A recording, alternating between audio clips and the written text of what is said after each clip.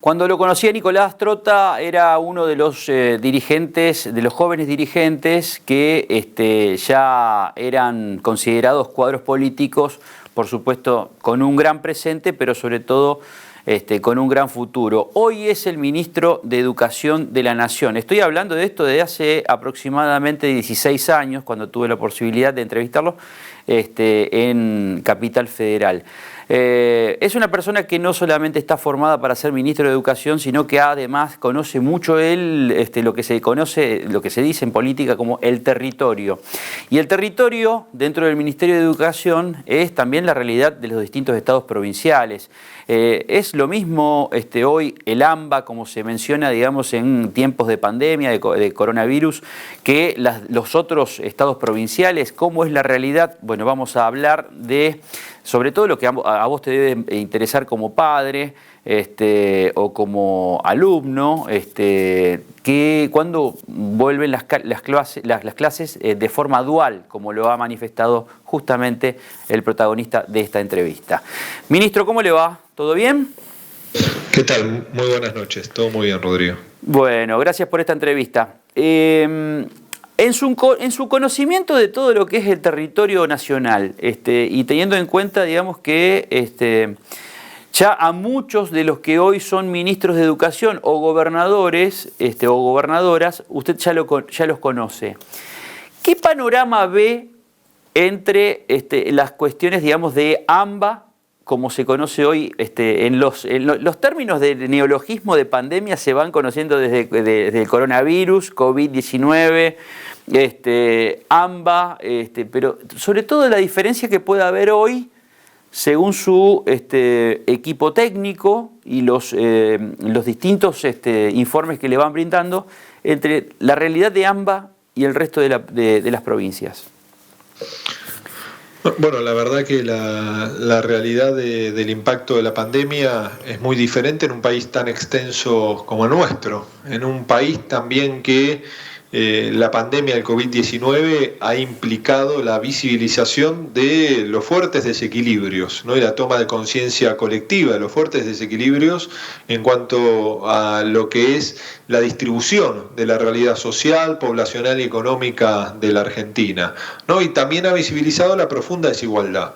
Una desigualdad que no nació con el COVID-19, con la pandemia, pero que sí se ha profundizado a partir del impacto económico que ha implicado la pandemia, no solo en Argentina, sino en el mundo, en la realidad de nuestro país, que venía transitando 2 años de una marcada recesión económica y de condicionantes a partir de lo que es inclusive el proceso de endeudamiento tan fuerte que transitó la Argentina a partir de la gestión de Mauricio Macri. Uno observa desde lo que es la circulación del virus, que en el campo educativo hay diferentes tiempos, ¿no? Volver a las aulas implica primero una decisión epidemiológica que se relaciona a eso, cuánto circula del virus en nuestras comunidades.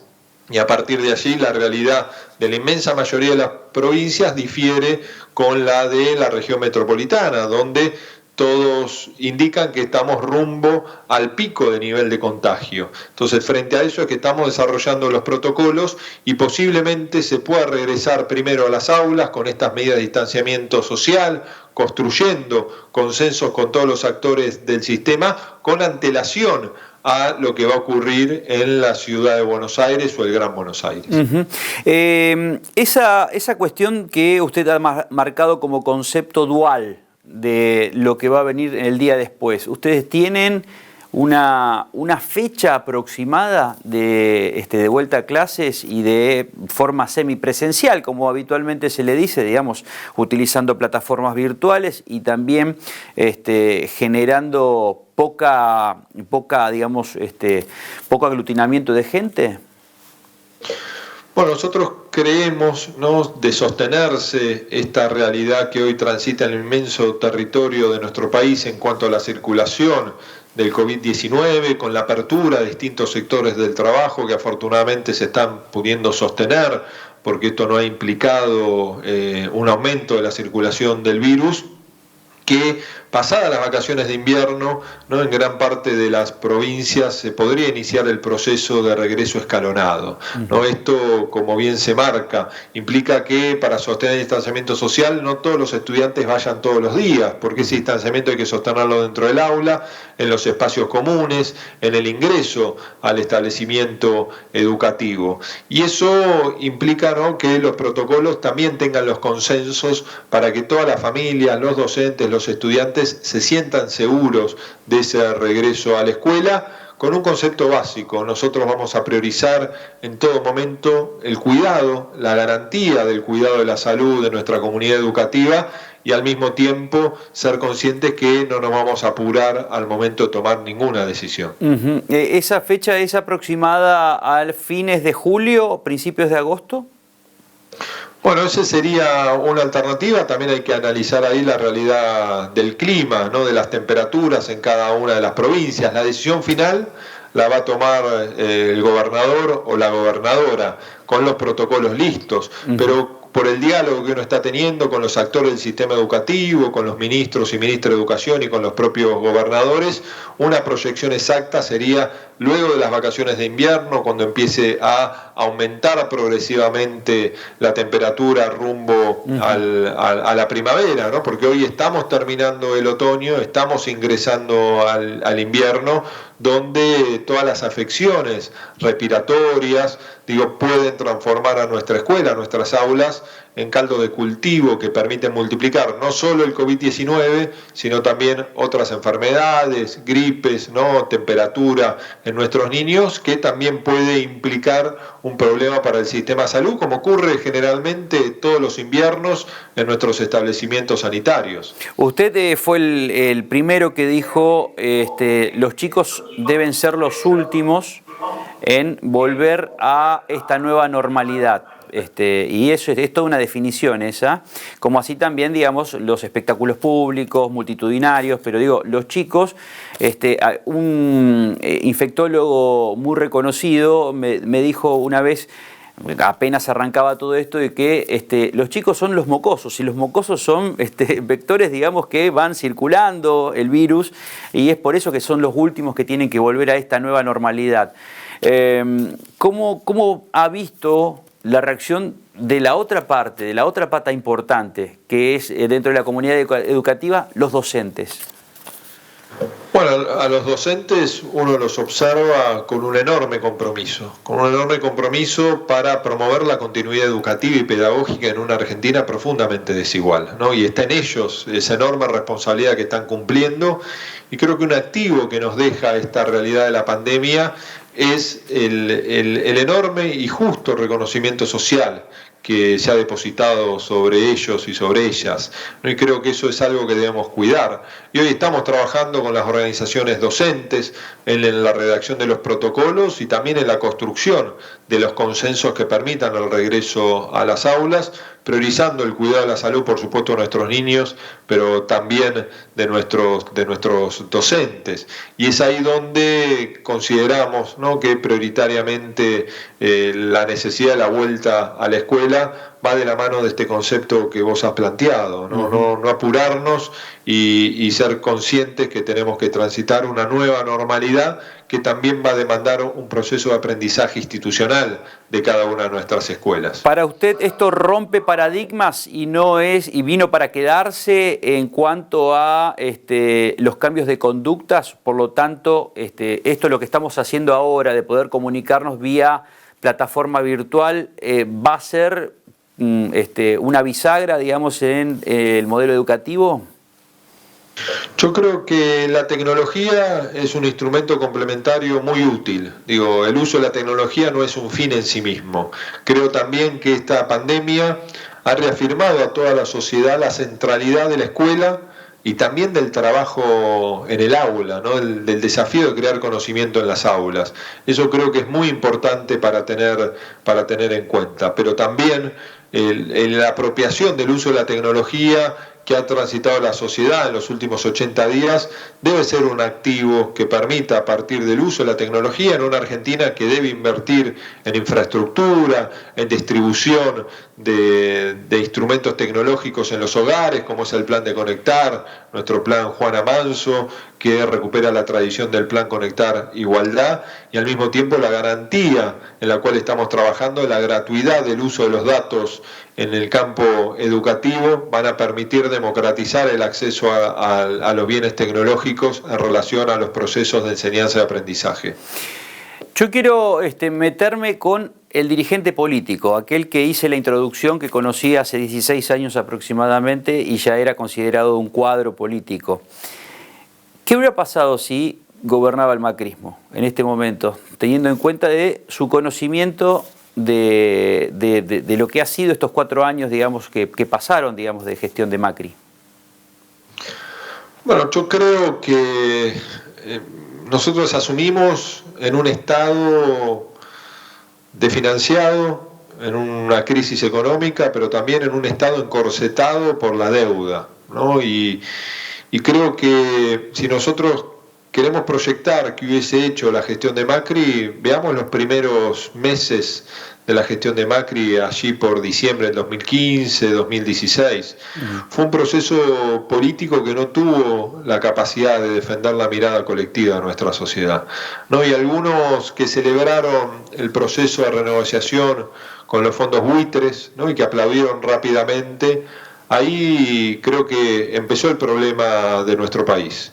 Digo, en vez de defender los intereses argentinos, y veamos el proceso tan distinto que está llevando hoy adelante nuestro gobierno, ¿no? Con Martín Guzmán, con el presidente, de renegociación de la enorme deuda que dejó el macrismo, ¿no? Si Macri tuviese que renegociar la deuda, no tengan dudas que la deuda ya estaría resuelta en términos de la negociación, pero de una forma absolutamente perjudicial para los argentinos. Si todavía no hemos encontrado la respuesta, si todavía no se ha cerrado el acuerdo, es porque tenemos un gobierno que prioriza la defensa de los intereses de los argentinos y de las argentinas. Y de la deuda lo podemos llevar a otros ámbitos. Digo, cada decisión que tomó nuestro gobierno vinculado al aspecto sanitario se relaciona a fortalecer nuestro sistema sanitario, se vincula a defender la vida, como dice el presidente, es lo único que no podemos recuperar, y cuando uno analiza la situación de países territorialmente muy cercanos a nosotros, en nuestro subcontinente, ve que las malas decisiones tienen consecuencias, ¿no? Y que las buenas decisiones de nuestro gobierno han permitido, por un lado, que el costo social, el costo de vidas frente a lo que es la pandemia sea muy inferior. Y si el macrismo estuviese en el gobierno, quizás tendríamos imágenes muy parecidas a las que hoy se ven en Brasil, ¿no? Con un gobierno de Jair Bolsonaro, con un diálogo tan estrecho que tuvo con el presidente Macri, con muchas coincidencias políticas con el presidente Macri, cuando ambos transitaron ese año en común, en el año 2019. Recuerdo que en un momento usted condujo un programa que la verdad que era para analizar cada entrevista, ¿no? Porque en ese background que debe tener un periodista, usted lo tenía, digamos, una formación ideológica, digamos, en sentido, digamos, de el famoso concepto de patria grande, con Pepe Mujica, con varios líderes latinoamericanos. Pregunto, ¿qué pasaría hoy si, o sea, después de todo lo que, el día después de que pase toda la pandemia, en esta nueva normalidad, se empiecen a cotejar las cosas con el Brasil de Bolsonaro, con el Chile de Piñera, teniendo en cuenta que en un momento hubo un proyecto regional? Bueno, creo que los retrocesos han sido muy marcados, ¿no? Y esos retrocesos han sido marcados previo a la pandemia, ¿no? Y los números son mucho más contundentes, de forma negativa, a partir de lo que es el impacto de la pandemia a nivel global y por supuesto en nuestra América Latina. Creo que distinta sería la realidad, ¿no? Igual uno no se tiene que enamorar de la historia, ¿no? La historia existe para que aprendamos de ella, porque también el futuro se parece mucho al pasado, ¿no? Y la historia, ¿no?, cuando miramos hacia atrás, nos debe permitir aprender de las equivocaciones, reafirmar los aciertos y transitarlos de cara a los años venideros, pero creo que yo suelo tener una mirada de expectativa de lo que pueden ser los procesos sociales en nuestro continente y que este momento tan difícil que está atravesando los distintos países de la región también sean momentos de reflexión para asumir que toda salida, todo camino de progreso y desarrollo son los procesos colectivos, y en esta instancia que estamos transitando demandan estados inteligentes que tengan la capacidad de liderar y articular a todos los sectores sociales, al sector empresario y la capacidad de planificar el desarrollo de nuestros países. Cuando usted escucha a que los anticuarentena, como así se lo determina, están fogoneando ese neologismo también que quieren insertar en la sociedad de la infectadura, ¿qué pensó cuando vio ese documento? Todos tenemos derecho a opinar, ¿no? Pero cuando las pruebas son tan contundentes, ¿no? Cuando uno mira a Brasil, ¿no? Y cuando mira a Brasil que piensa que sin tomar medidas el COVID va a pasar sin impactarnos, son imágenes conmovedoras, ¿no? Y que en Argentina tenemos que seguir trabajando con mucho compromiso para que esas imágenes no se reproduzcan en nuestro territorio. Y eso no está garantizado. Digo, la única manera de garantizarlo es doblar en todo momento el esfuerzo. Y que no hay contradicción entre la economía y el cuidado de la vida y de la salud. El problema no es la cuarentena, el problema es la pandemia. No hay país que no haya sufrido las consecuencias económicas duras en el marco de la pandemia. Algunos, pensando que el mercado podía ordenar las medidas, tuvieron que ir a cierres absolutos en el medio del caos, ¿no? Con hospitales saturados, con fosas comunes en cementerios, porque esas imágenes se vieron en países desarrollados del hemisferio norte. Entonces, me parece que todos tenemos derecho a opinar, pero algunos, la situación, el destino nos ha puesto frente a un gobierno, ¿no? A nosotros como integrantes de ese gobierno, que tenemos que tomar decisiones. Y cuando uno toma decisiones, afecta la vida de las personas, ¿no? Una cosa es opinar por las redes sociales, firmar otro documento, otra cuestión es suscribir resoluciones que pueden implicar el regreso o no a las clases. Entonces tengan todos los argentinos y las argentinas la certeza que en cada decisión que nosotros adoptemos van a ser decisiones informadas, priorizando la vida, pero también desplegando un Estado para contener e intentar contener las consecuencias económicas que esta pandemia nos está trayendo a la Argentina. Ese día D, esta es la última pregunta y gracias por su tiempo, ese día D que podemos empezar a hablar de esa nueva normalidad. Soy repetitivo, pero en la redundancia quizás va quedando, digamos, algunas cuestiones que deben ser de lenguaje terrenal, digamos, para la sociedad civil. ¿Piensa usted que va a haber que amalgamar no solamente su ministerio con otros de forma transversal, digamos, del ámbito social?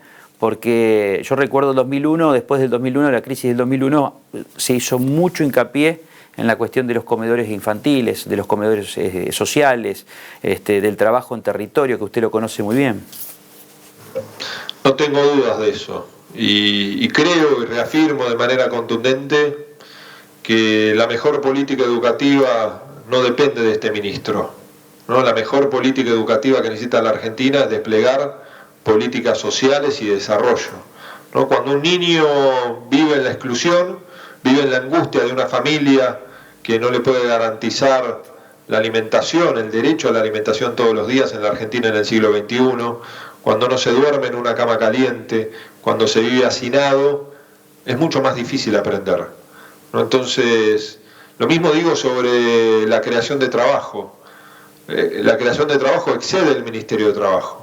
La creación del trabajo se relaciona al modelo social de desarrollo que queremos para la Argentina.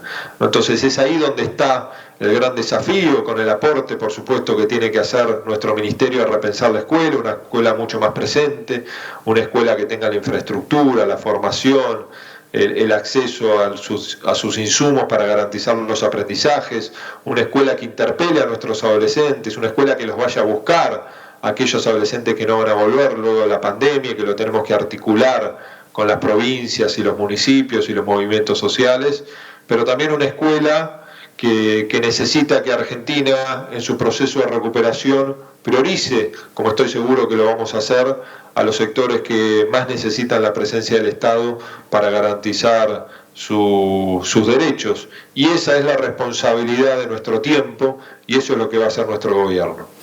Ministro, ha sido un gusto, ¿eh? Muchas gracias. Muchísimas gracias a ustedes, muy buenas noches.